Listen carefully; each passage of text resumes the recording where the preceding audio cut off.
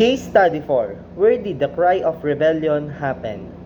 The cry of rebellion marks the start of the revolutionary events that swept the Spanish colonies in the late 19th century.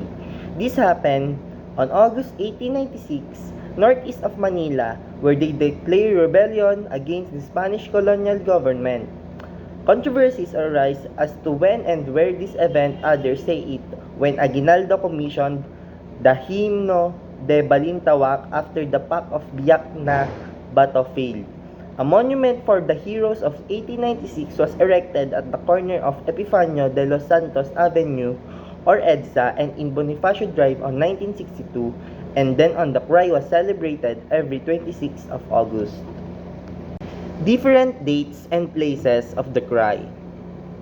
Lieutenant Olegario Diaz, the cry happened in Balintawak on August 25, 1896 according to him. While Teodoro M. Calao, a historian, says it happened in Kangkong, Balintawak last week of August 1896.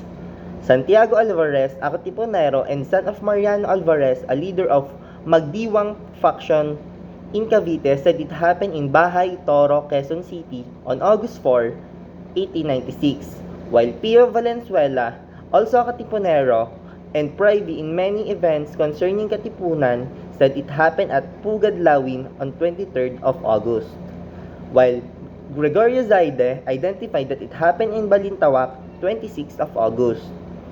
Teodoro Agoncillo said it was put at Pugad Lawin on August 23, 1896 in accordance to Pio Valenzuela's account, while Guillermo Masangkang's account, August 26, 1896, a big meeting was held at Antonio Samson Cabeza of Balintawak in Caloocan.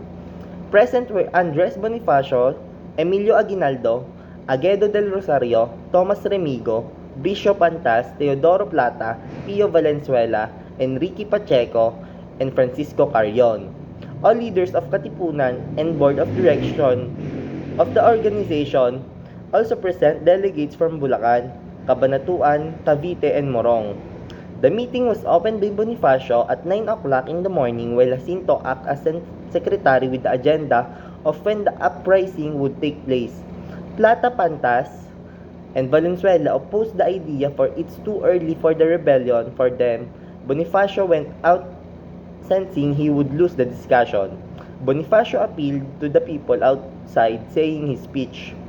The people responded shouting, "You remember the fate of our countrymen who were shot at Bagong Bayan. Our organization has been discovered, and we are marked men. If we don't start uprising, the Spaniards will get us anyway. What then you say? Revolt!" Bonifacio asked the people's pledge and told them the sign of the Spanish slavery to Filipinos were the cedula. "If it is true that you are ready to revolt, I want to see you destroy your cedulas. It will be a sign that all of us have declared our severance from the Spaniards." After the turbulent meeting, many of those present tore their cedula certificates and shouted, "Long live the Philippines! Long live the Philippines!"